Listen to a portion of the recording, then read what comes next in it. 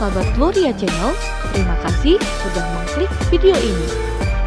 Konten yang tentunya yang mengajak kita untuk belajar kebenaran firman Tuhan bersama-sama.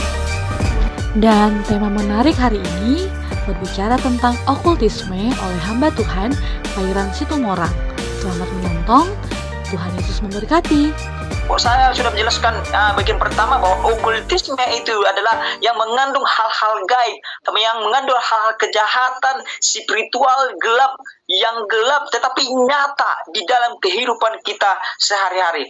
Nah, saya kembali lagi. Saya sering melihat orang-orang berani menyampaikan, para dukun-dukun menyampaikan apa yang mereka percayai, apa yang mereka sandang pada saat itu, bagaimana supaya kita harus menghormati ini, menghormati itu. Mereka tidak malu. Saya melihat dukun-dukun memakai Facebook segala macam, mereka tidak malu, bahkan mereka menganggap itu suatu kebenaran. Ya, secara psikologi juga, kalau manusia itu semua pasti merasa dirinya itu benar. Itu hal yang wajar. Nah, sekali lagi saya ingatkan, mereka menganggap itu sesuatu hal yang menjadi benar, kebenaran. Mereka tidak malu menyampaikan itu di luar Alkitab, bahkan yang bisa dikatakan menantang Alkitab mereka. Tapi mereka tidak malu. Satu hal yang perlu kita ingat, teman-teman, bahwa okultisme itu, dunia perdukunan itu, bahkan iblis itu sangat pintar menyesuaikan dirinya, sangat pintar menyesuaikan dengan keadaan, sangat bijak, sangat pintar untuk menyesuaikan dengan kontekstual dengan saat ini. Saya katakan tadi, dunia ini kan semakin canggih, semakin modern, banyak orang cara berpikir ilmiah. Nah, iblis masuk lewat itu, iblis masuk lewat media sosial. Saya pernah lihat berita bahwa ada di salah satu bioskop manapun, saya lupa itu, mereka nonton film horor. Nah, salah satu penonton itu kerasukan. Setelah selesai nonton film itu, salah satu penonton itu kerasukan. Nah, dari situ kita melihat ternyata lewat teknologi, lewat zaman yang semakin modern itu, iblis sudah masuk tanpa sadar kita. Maka berhati-hati juga kita buat kita semua teman-teman. Pada malam hari ini, berhati-hati memilih apa yang ditonton. Karena seringkali apa yang kita tonton itu, condong kita ingin seperti itu. Seperti waktu kita anak-anak, ya seperti saya kalau nonton film Power Ranger, saya Power Ranger merah, saya Power Ranger biru, saya Power Ranger kuning. Kalau nonton Ultraman, saya Ultraman ini, saya Ultraman A. Jadi condong ketika kita menonton, ketika kita memakai suatu media teknologi yang kita diperhadapkan di muka kita, di hadapan kita, kita condong ingin menjadi seperti apa yang kita lihat itu. Makanya berhati-hati. Kembali muncul pertanyaan, apa yang menyebabkan orang, apa yang menyebabkan manusia sehingga mau ikut praktek okultisme ini? Coba lu bayangkan, coba lu berpikirkan, munculkan pertanyaan ini dalam pikiran teman-teman. Apa yang menjadi dasar orang-orang yang mau ikut praktik dunia okultisme ini? Coba, saya akan menjawabnya. Tidak serta-merta juga kita menyalahkan orang-orang yang terlibat dalam okultisme. Sekali lagi, tidak serta-merta juga kita langsung menyalahkan ketika ada orang terikat dengan dunia okultisme. Karena seperti ini teman-teman, karena mereka juga ada memang tidak tahu dengan kebenaran, tidak paham dengan kebenaran, dangkal terhadap dengan pemahaman kebenaran.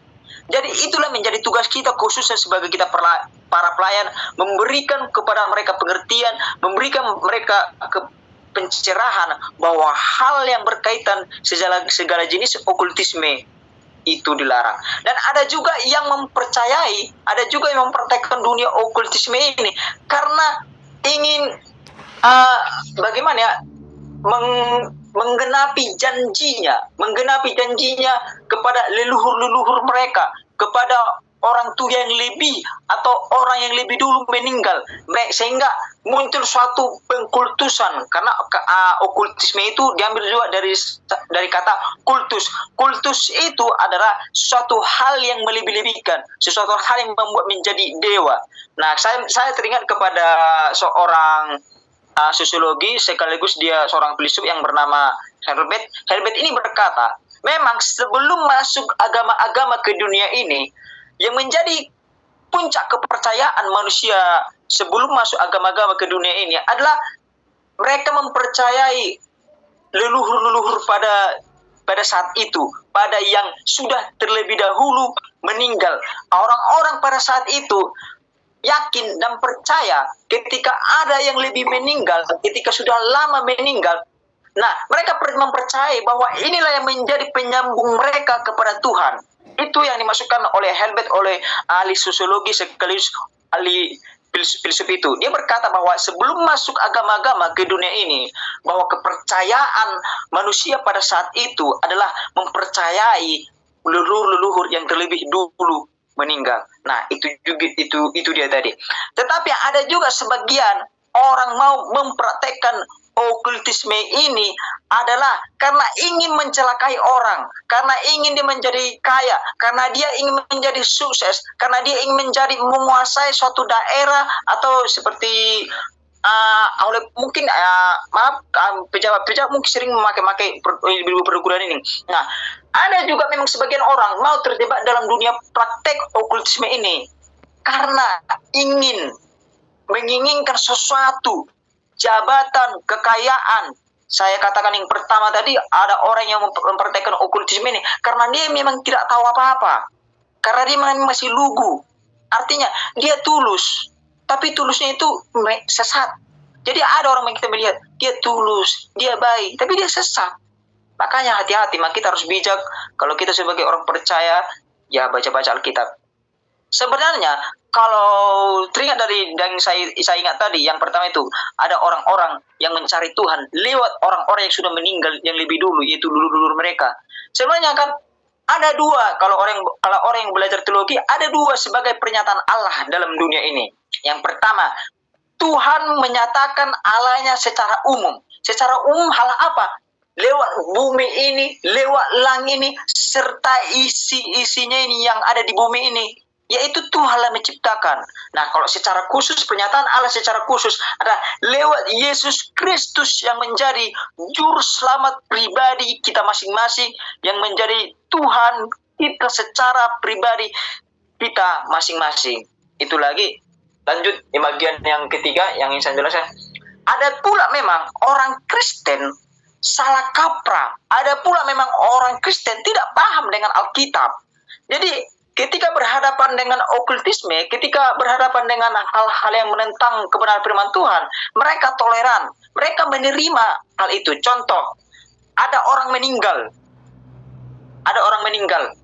Saya harus dikuburkan di samping gereja itu.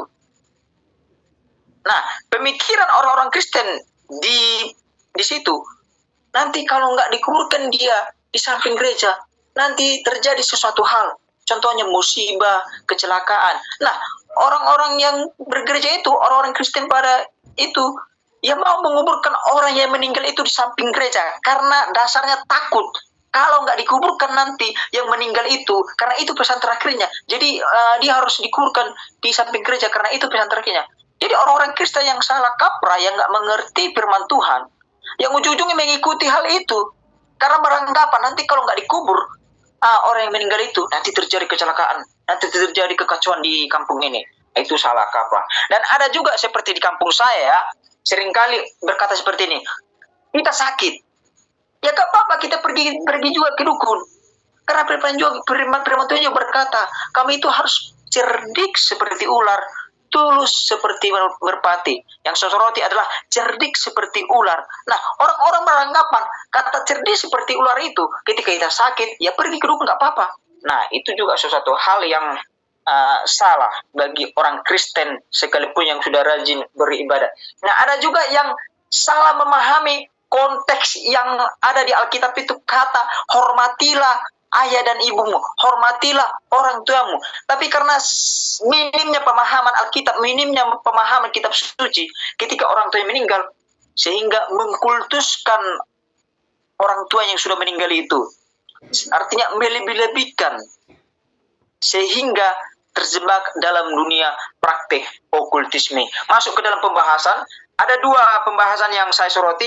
Pembahasan yang pertama adalah bagaimana praktik okultisme di dalam perjanjian lama. Yang kedua, bagaimana praktek terjadi okultisme di perjanjian baru. Yang pertama adalah di dalam perjanjian Lama. Di perjanjian lama, pertama-tama hukum Taurat kalau kita ketemui adalah paling pertama perintah Tuhan adalah supaya tidak ada Allah lain selain Dia, selain Allah yang menciptakan langit dan bumi. Tidak ada Allah lain. Harus Allah itulah yang disembah. Allah yang benar sesuai dengan Alkitab itulah yang harus disembah. Coba bayangkan, Tuhan memposisikan aturan itu, Tuhan memposisikan perintah itu di urutan yang pertama, di urutan bisa dikatakan yang paling penting. Karena Tuhan sudah paham, Tuhan sudah tahu bahwa manusia ujung-ujungnya pastinya akan terjerumus juga ke dalam hal praktik okultisme itu. Karena Tuhan Maha tahu, Tuhan sangat tahu siapa itu manusia. Karena kenapa? Karena kita juga dasarnya kita manusia sudah rusak oleh dosa. Jadi sangat cepat, sangat gampang tergoda hal-hal yang berkaitan okultisme. Jadi sangat cepat tergoda dengan hal-hal yang berkaitan dengan yang negatif, yang bertentangan dengan kebenaran firman Tuhan.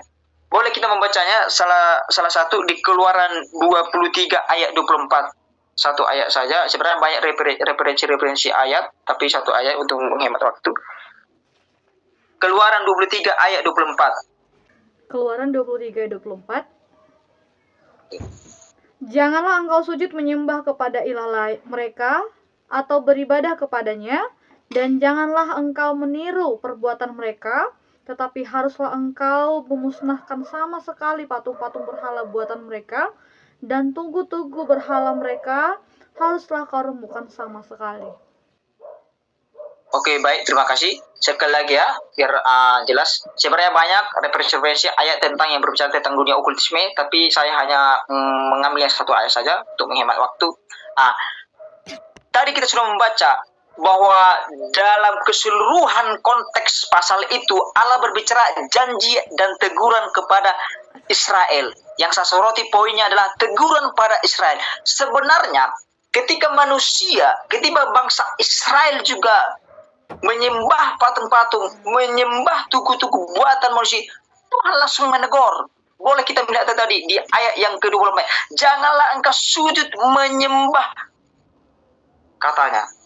Tuhan sudah menegur secara langsung. Jangan engkau sujud menyembah. Wahai engkau bangsa Israel, jangan engkau sujud menyembah patung-patung buatan manusia, tugu-tugu buatan manusia. Jangan engkau sembah itu.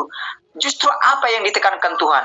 Justru bangsa Israel itu maunya Tuhan melawan hal-hal yang seperti itu, membasmi, membereskan hal-hal yang seperti itu dengan sesuai dengan konteks kebenaran firman Tuhan yang kita baca adalah dikatakan janganlah engkau meniru perbuatan mereka.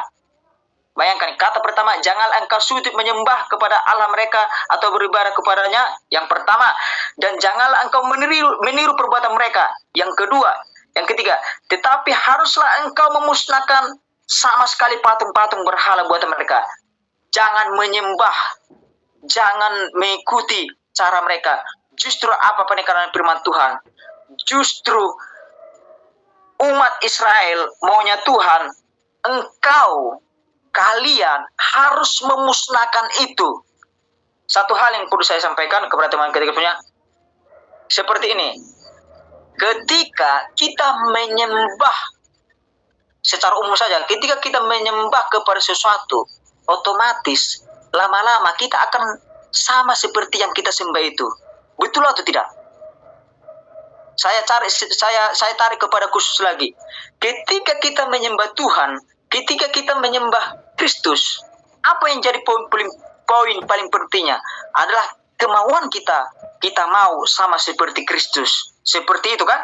Nah, seperti itu juga larangan Tuhan kepada umat Israel di perjanjian lama ini.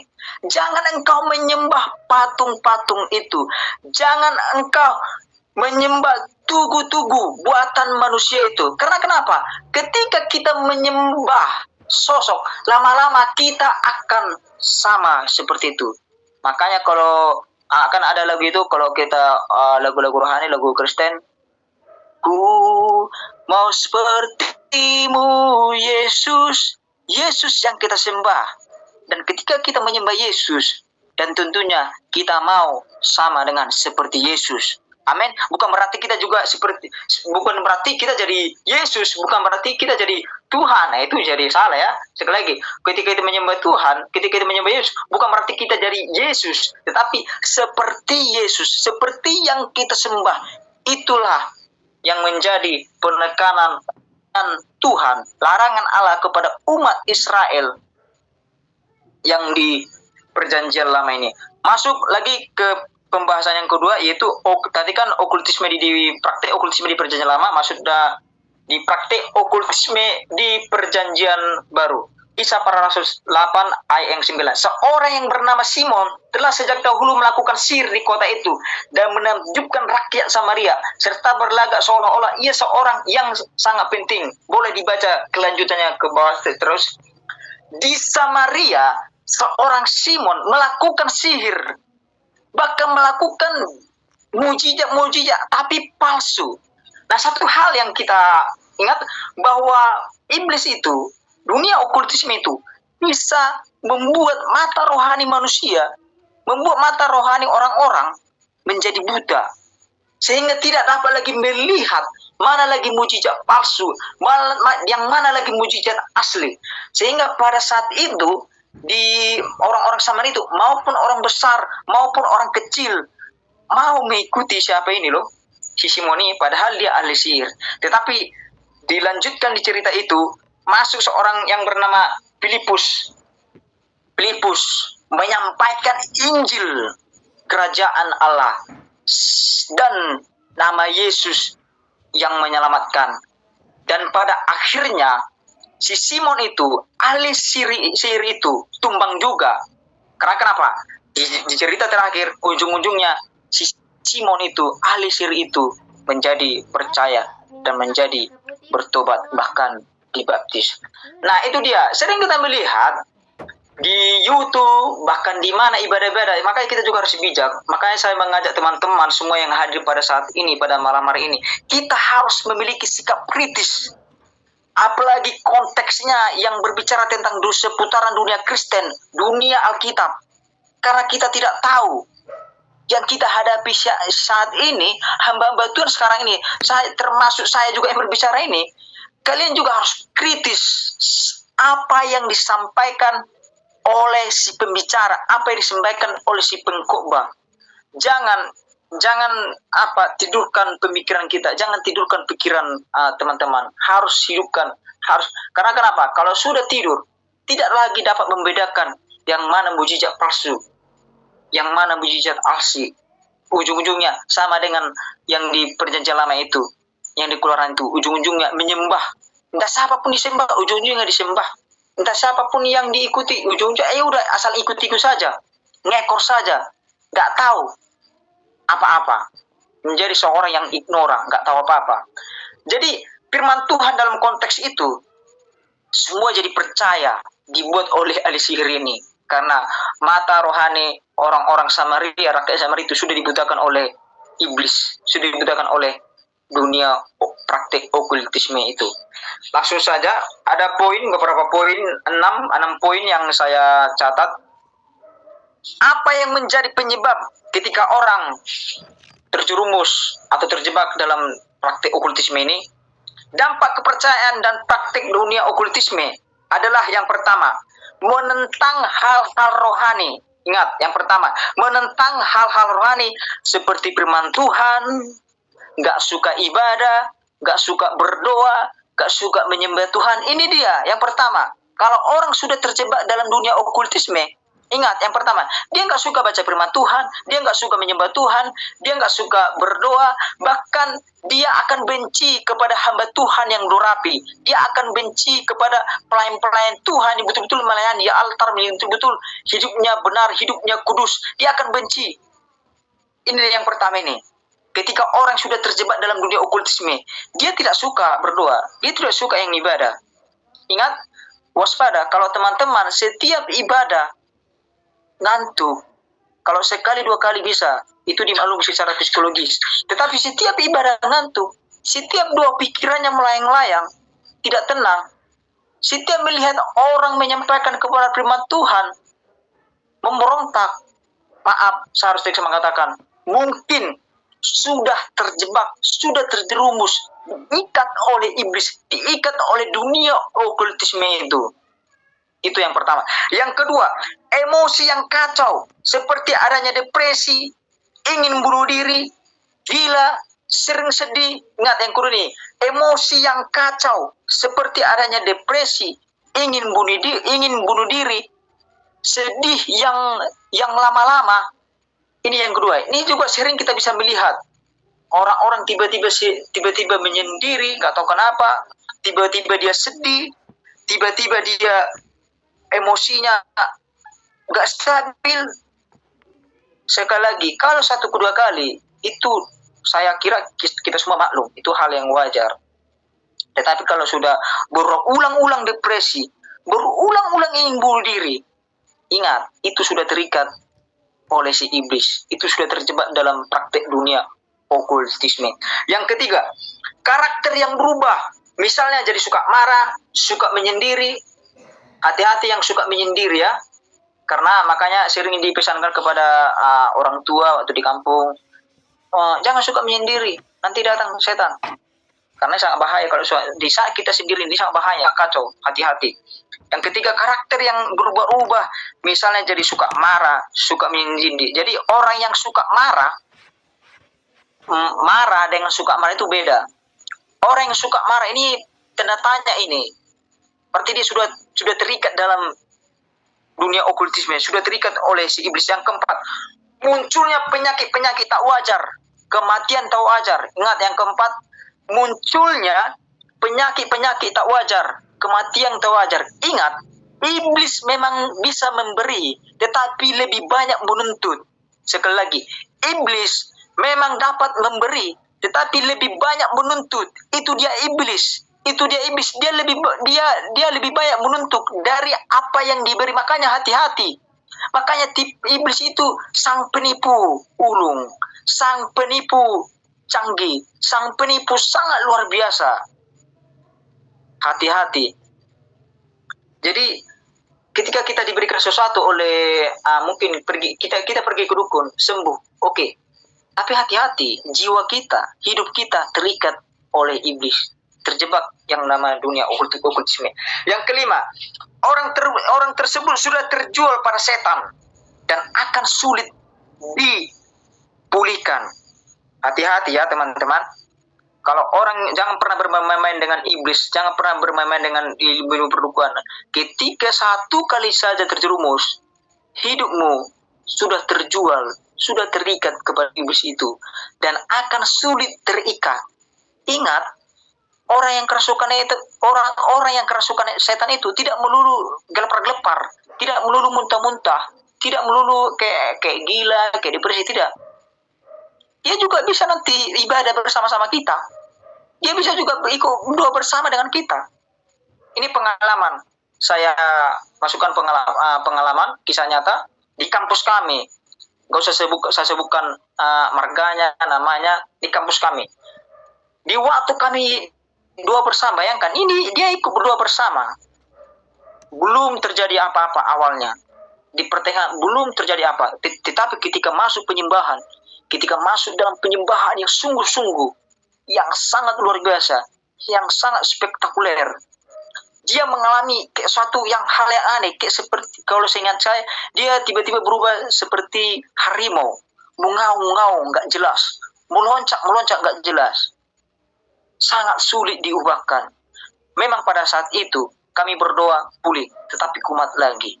Ingat, kalau orang yang sudah terjumus dengan dunia okultisme, terjerumus dengan tipuan iblis, maka firman Tuhan katakan iblis itu sama seperti singa yang mengaung-ngaung. Artinya selalu mencari kesempatan kapan kita lengah, kapan kita lemah. Itu dia iblis ini. Iblis selalu menjaga kita kapan kita lemah, kapan kita lengah. Itu dia. Makanya hati-hati, jangan beri kesempatan kepada iblis, tapi lawanlah iblis. Amin.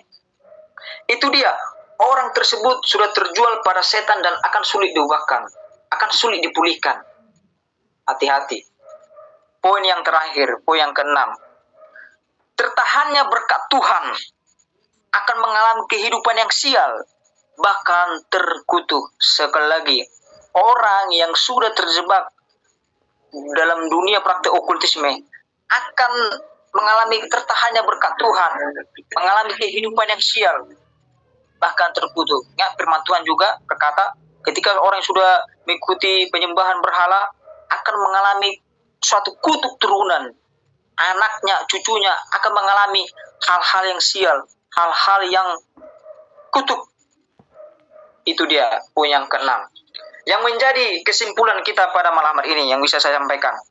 Mulai dari PL dan PB, sangat jelas Tuhan menentang yang segala praktek jenis okultisme apapun itu. Tuhan sangat menentang itu. Tuhan bahkan sangat jijik dengan dunia yang okultisme ini. Dan orang yang terlibat dalam dunia okultisme dan orang yang terlibat dalam persekutuan dengan iblis atau dengan penyembahan kepada berhala-berhala tidak pernah berakhir hidupnya dengan damai. Tidak pernah berakhir hidupnya itu dengan bahagia. Perlu kita ingat, orang dukun-dukun itu secara kasat mata saja kita melihatnya itu bahagia. Tetapi balik itu jiwanya, hidupnya tertawan oleh si iblis. Maka apa kata iblis? Itulah yang diikuti. Kan itu yang kalau kita menyembah Tuhan kan, ya kita harus mengikuti apa kata Tuhan. Kan itunya logikanya kan.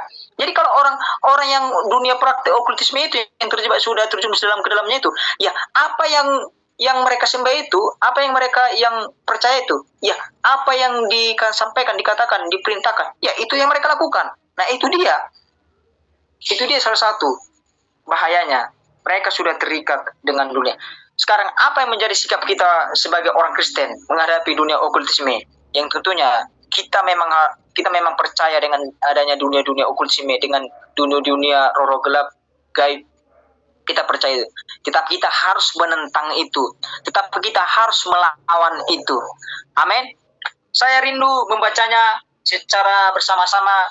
Yakobus 4 ayat yang ke-7. Ini yang menjadi ayat penutup buat kita semua pada malam hari ini. Atau bisa salah satu orang membacakannya dengan lancang, dengan suara yang keras, tapi tidak mengganggu orang lain di sekitarnya. Satu orang membacanya. Yakobus 4 ayat ke-7. Oke, boleh saya baca Yakobus 4 ayat 7? Oke. Mohon maaf ya teman-teman. Yakobus 4 ayat 7.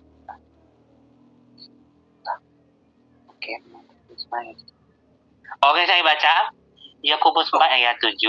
Karena itu tunduklah kepada Allah dan lawanlah iblis, maka ia akan lari daripadamu. Oke, amin. Terima kasih Bang Yura. Apa kata firman Tuhan? Yakobus 4 ayat 7 berkata, karena itu tunduklah kepada Allah yang pertama, poin paling pertama. Karena itu tunduklah kepada Allah dan lawanlah iblis, maka ia akan lari daripadamu. Artinya, kita tidak bisa melawan iblis dengan kekuatan kita sendiri.